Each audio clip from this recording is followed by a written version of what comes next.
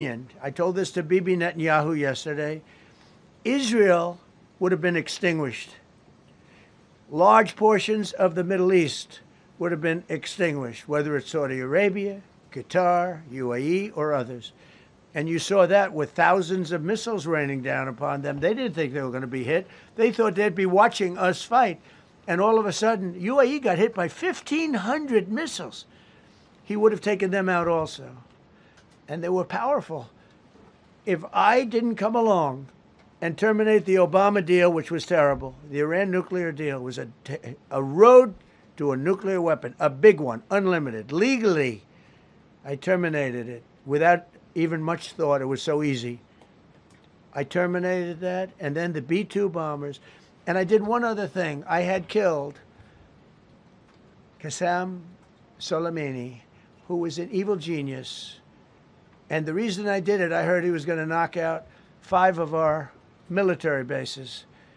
And had he lived, I believe we would be fighting perhaps a different Iran right now, because he's never been replaced, you know. And I did one other, but this one was not picked up. Osama bin Laden. If you read my book, I said you got to take him out 1 year before the World Trade Center came down. So I wish you'd read the book. But you, as a president, to be a good president, I believe you have to have good instincts. And a lot of this is instinct. Yeah, please. Thank you so much for taking my question today, Mr. President. Yeah, go ahead, please. Last week you suggested that Europe should take the lead on reopening the Strait of Hormuz.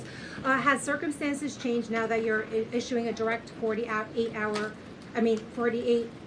ultimatum? And secondly, would a new ceasefire include Israel, or would it just be between Iran and the US? I can't talk about ceasefire, but I can tell you that we have a active, willing participant on the other side.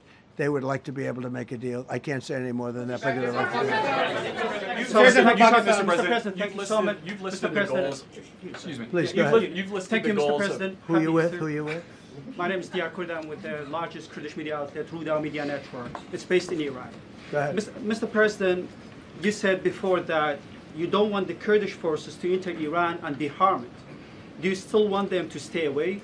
Or what role do you expect them to play now? I'd rather have them stay away. And then, I'd rather have them stay away because I think they bring with them some problems and some difficulties. And I don't think they bring death, I mean, you know, to themselves. But I'd rather have them stay away. Go ahead. Thank you, Mr. President, for the question. Deliberate attacks on civilian infrastructure violate the Geneva Conventions and international law. Who are you with? I'm with the New York Times. Zolan from the New York Times. Are you failing? Are you concerned? Circulation way down at the New York Times. Are What's you going concerned on that your threat to bomb power plants and bridges amount to no, war not crimes? at all. No, I'm not. I hope I don't have to do it. But again, I just said 47 years they've been negotiating with these people. They're great negotiators. And because they're not going to have a nuclear weapon. And if somebody that takes my place someday is weak and ineffective, which possibly that will happen because we had numerous presidents that were weak, ineffective, and afraid of Iran, we're never going to let Iran have a nuclear weapon.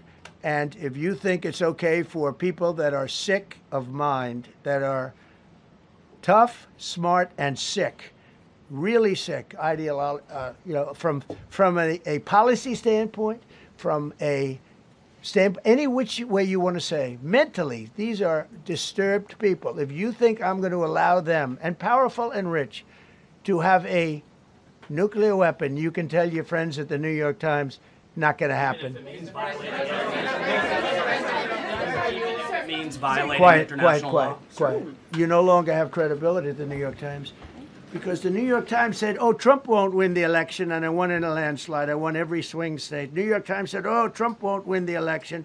New York Times has no credibility. The credibility they have is it used to be all the news that's fit to print. The old gray lady, it was great, but they're running on past fumes, and you can't keep doing that. You have to be able to give the correct news.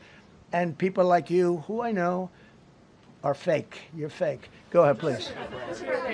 Your messaging on the war has moved from the war is coming to an end we're going to be bombing Iran to the Stone Ages, Right. and we've heard a range of those Sure. kind of messages.